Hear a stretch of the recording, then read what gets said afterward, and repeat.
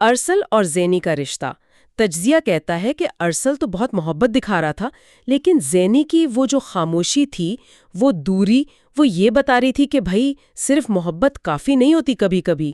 اور یہیں پر زینی کا قلع کے بارے میں سوچنا، یعنی ایک عورت کا اپنا حق استعمال کرنے کا سوچنا، یہ ایک اہم بات ہے۔ جائزے نے بھی اس چیز کو مثبت سمجھا ہے کہ چلو خلا جیسے موضوع پر بات تو ہوئی۔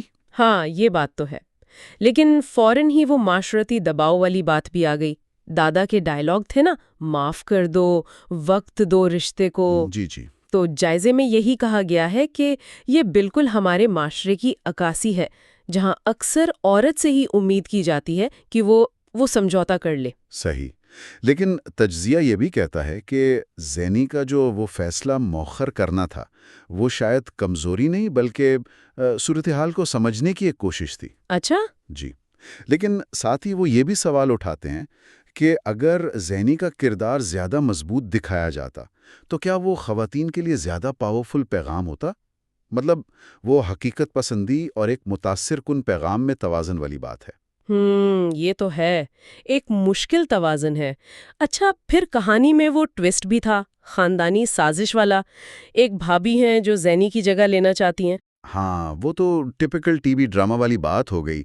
تجزیہ بھی اسے ایک روایتی موڑ ہی کہتا ہے۔ دلچسپ تو بناتا ہے کہانی کو، لیکن کیا وہ کردار پھر تھوڑے سطحی نہیں ہو جاتے؟ بالکل۔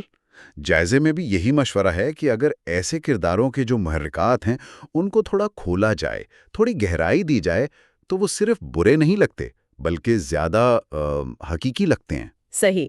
اچھا، اداکاری اور مکالموں پر کیا رائے تھی؟ جائزہ تو مجموعی طور پر مثبت لگا ہے نا، خاص کر دادا اور ارسل کے سینز۔ جی، ان کو سراہا گیا ہے، اور زینی کا کردار، وہ جو خاموشی سے، آنکھوں سے اپنی کیفیت بیان کرتی ہے، اس کی بھی تعریف ہے۔ ہاں، وہ تو واقعی اچھا تھا۔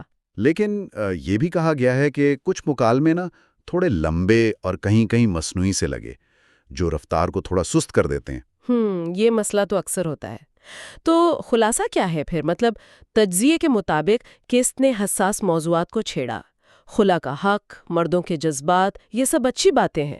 جی، کوشش اچھی تھی، لیکن وہی بات کہ کچھ کمزوریاں بھی تھیں، جیسے وہ سازشی کردار زینی کے فیصلے میں شاید مزید مضبوطی دکھائی جا سکتی تھی، اور وہ لمبے مکالمے۔